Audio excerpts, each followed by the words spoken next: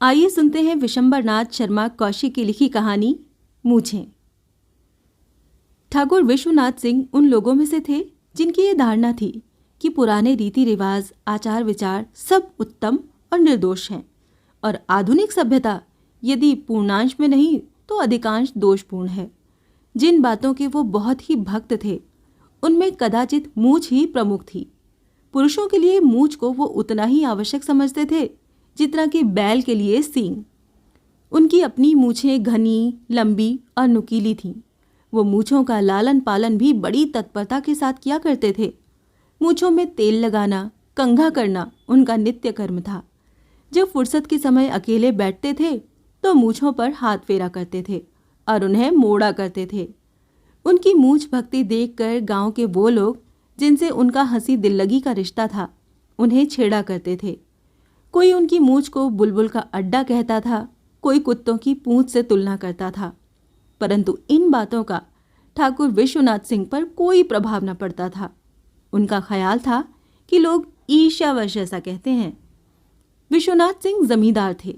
जिस गांव में वो रहते थे उसी गांव के 4 आने के वो जमींदार, शेष 12 आने में अन्य कई जमींदार थे।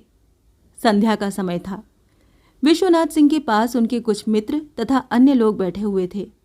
ठाकुर साहब बात कर रहे थे और साथ ही मूछों पर हाथ फेरने तथा मरोड़ने का कार्य भी करते जा रहे थे। सहसा उनका एक समवयस्क बोल उठा, ये मूछें काहे धर धर मरोड़ रहे हो? अब बूढ़े होने को आए, अब मूछें मरोड़ने का समय नहीं रहा। बूढ़े होने को आए तो क्या हुआ, हैं तो मर्द ही, जनाने तो नहीं हो गए। ठाकुर ने अकड़ कर कहा। तो क्या जिनकी मूछें होती हैं वो ही मर्द होते हैं? एक ने प्रश्न किया। और नहीं तो बिना मूछ का भी कोई मर्द है? सुनो कवि क्या कहता है।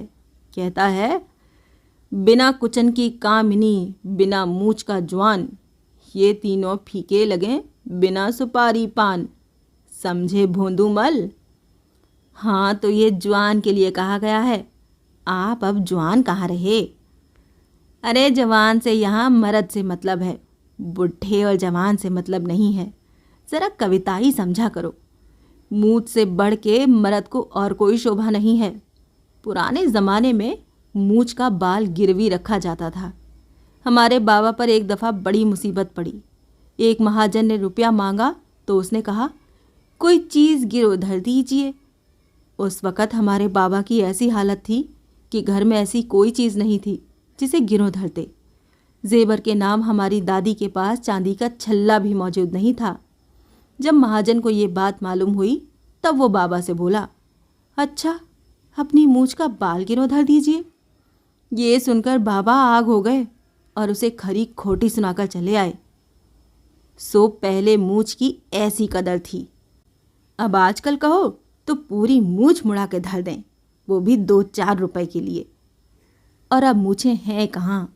हमारी लड़काई में मूछें होती थीं, एक से एक आला, तस्वीर की तरह देखा करो। जब से मूछें मुड़ाई जाने लगी तब से देश जनाना हो गया, मर्दानगी जाती रही। उनकी ये बातें सुनकर कुछ लोग हंसते थे और कुछ प्रभावित होते थे। उनका एक पुत्र 3rd ईयर में पढ़ता था। शहर में कॉलेज के बोर्डिंग हाउस में रहता था। उम्र 20 वर्ष के लगभग थी। उसकी उगती हुई मूछों को देखकर ठाकुर साहब को बड़ी प्रसन्नता होती थी। वो उस दिन का स्वप्न देखा करते थे जब उनके पुत्र जगन्नाथ सिंह की भी मूछें उन्हीं के जैसी होंगी। जगन्नाथ सिंह छुट्टियों में घर आया करता था। एक बार जब वो घर आया तो ठाकुर विश्वनाथ सिंह को ये देखकर फिट आ गया कि जगन्नाथ के होठों पर उस्तरा फिरा हुआ है। पहले तो उन्हें अपने नेत्रों पर विश्वास ही नहीं हुआ, परंतु ध्यानपूर्वक देखने पर जब उन्हें निश्चय हो गया कि मूछें मुड़ाई गई हैं तो वह आपे के बाहर हो गए। वो बोले, क्यों रे जगन्नाथ, मूछें मुड़ा डाली क्या? जगन्नाथ बोला, मुड़ाई नहीं है, अपने हाथ से मूंडी हैं। इतना सुनते ही ठाकुर साहब का हार्ट फेल होने लगा। अपना चित्त संभालने का प्रयत्न करते हुए उन्होंने कहा, मेरे जीते जी, अरे नालायक, मुझे जिंदा ही मारे डाल रहा है। तू इतना भी नहीं जानता कि जब तक माँ बाप जिंदा बैठे रहते हैं तब तक मूछें नहीं मुड़ाई जाती। यही तुम्हारी पढ़ाई लिखाई है? जगन्नाथ बोला, ये सब पुराने विचार हैं चच्चा। आजकल की सभ्यता में मूछें रखना व्यर्थ समझा जाता है। ये नई सभ्यता तो मर्दों को जनाना बनाकर छोड़ेगी, और तो कुछ रहा नहीं। एक मूछों की लाज बाकी थी, सो उसे भी तुम्हारे जैसे कुल कलंक खत्म किए दे रहे हैं। जगन्नाथ ने पिता को समझाने का बहुत प्रयत्न किया, पर उसके समझाने ने आग पर घी का काम किया। और देखो, ये लौंडा उल्टे मुझी को उल्लू बना रहा है। ठाकुर साहब ने इस घटना को इतना महत्व दिया कि उस दिन भोजन नहीं किया। जिन लोगों ने सुना और समझाने आए, आजकल तो सभी मूछें मुड़ाने लगे हैं। लड़के ने मुड़ा डाली तो कौन बड़ा अपराध किया? उसको भी ठाकुर ने फटकारा। बोले, माँ बाप जिंदा और लड़का मूछें मुड़ाए घूमे, ऐसा अंधेर भी कभी सुना था? अरे मर्दानगी और शोभा गई चूल्हे भाड़ में, पर इस बात का तो विचार किया होता कि मेरे माँ बाप जिंदा बैठे हैं। लोगों ने जगन्नाथ से पूछा, मूछें क्यों मुड़ने लगा? अपने बाप का स्वभाव जानबूझकर ऐसा गलती का काम किया? जगन्नाथ बोला, कॉलेज के हमारे साथी चिढ़ाते थे।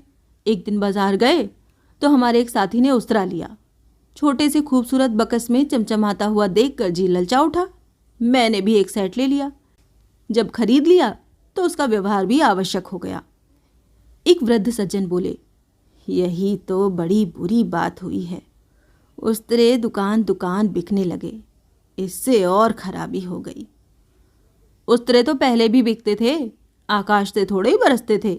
एक व्यक्ति बोला, गधे हो, पहले ऐसे उस्तरे थोड़े ही बिकते थे कि अपने हाथ से बना लो। अब तो विलायत वालों ने ऐसे उस्तरे चला दिए कि एक बच्चा भी अपने आप बना ले। यही सारी खराबी की जड़ हो गई।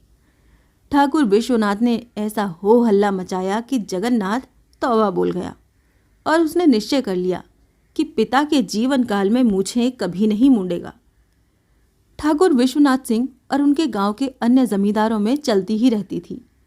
एक दिन उनके एक काश्तकार ने आकर शिकायत की, ठाकुर, हमारे खेत की मेंढ के पास एक शीशम का पेड़ है, उसे बलभद्र सिंह कटा रहे हैं। क्यों? ठाकुर ने पूछा। जबरदस्ती, और क्यों? जगह जमीन आपकी है, वो कटाने वाले कौन हैं? ठीक बात है, क्या अभी कटा रहे हैं? हाँ, उनके आदमी कुल्हाड़ी लेकर आ गए हैं। ये सुनकर ठाकुर विश्वनाथ सिंह अपने कुछ आदमियों को लेकर चले। शीशम के पेड़ के पास पहुंचने पर उन्होंने देखा कि पेड़ पर कुल्हाड़ी चल रही है। पास ही जमींदार हनुमान सिंह खड़े हैं। ये देखकर विश्वनाथ बोले, बस खबरदार, अब कुल्हाड़ी ना चले, नहीं तो अच्छा ना होगा। क्यों ना चले कुल्हाड़ी? हनुमान सिंह ने पूछा। पेड़ हमारी जगह में है। कुछ घास तो नहीं खा गए हो? ये तुम्हारी जगह है, तुम्हारी जगह वहां खत्म हो जाती है। इस पर कहा सुनी होने लगी। हनुमान सिंह बोले, तो खैर आपकी ही जगह सही, आपको जो करना हो सो कर लीजिए, हम तो पेड़ कटवाएंगे। विश्वनाथ सिंह बोले, पेड़ कटवाना दिल लगी नहीं है, लाशें गिर जाएंगी। अरे जाओ ठाकुर, बहुत बल्फो नहीं तो ये गिलहरी की पूंछ जैसी मूछें उखड़वा ली जाएंगी। मेरा नाम है हनुमान सिंह। इतना सुनते ही विश्वनाथ सिंह आग हो गए। अपने आदमियों से बोले, मारो सालों को। उनके साथ के आदमियों में से एक प्रमुख व्यक्ति बोला, ठाकुर, पहले ये निश्चय कर लेना कि जगह तुम्हारी है, ऐसे फौजदारी करने से कोई नतीजा नहीं। तब तक पेड़ तो काट लिया जाएगा, विश्वनाथ ने कहा। कट जाने दो, अदालत से पेड़ के दाम मिलेंगे, हर्जाना मिलेगा। अदालत की लड़ाई लड़ो, फौजदारी करने में मामला उल्टा हो जाएगा। विश्वनाथ सिंह चुपचाप वहां से चले गए। दूसरे दिन लोगों को यह देखकर बड़ा आश्चर्य हुआ कि ठाकुर विश्वनाथ ने मूछें मुंडवा डाली। लोगों ने कारण पूछा तो ठाकुर बोले, अब मूछें रखने का धर्म नहीं रहा। हमारे मुंह पर हमारी मूछें उखड़वाने की बात कही गई और हम कुछ न कर सके, तब मूछें रखने से क्या फ़ायदा। बिना सरदार के फौज कभी लड़ी है? हमारी देह में बल होता और हम लाठी चलाने लगते तो साथ वाले भी भिड़ जाते। जब हम ही कुछ नहीं कर सके तब साथ वाले क्या करते। जगन्नाथ ने मूछें मूड़ी थी तब तो उस बेचारे पर बहुत बिगड़े थे, अब उससे भी कह देंगे कि मूछों का ज़माना नहीं रहा। ये कहकर ठाकुर ने मूछों पर हाथ फेरा। अब वहाँ क्या धरा है जो हाथ फेरते हो? आदत पड़ी हुई है, वो तो छूटते छूटते ही छूटेगी। ये कहते हुए ठाकुर की आंखों में आंसू छलछला आए। ये थी विशंबरनाथ शर्मा कौशिक की लिखी कहानी मूछें।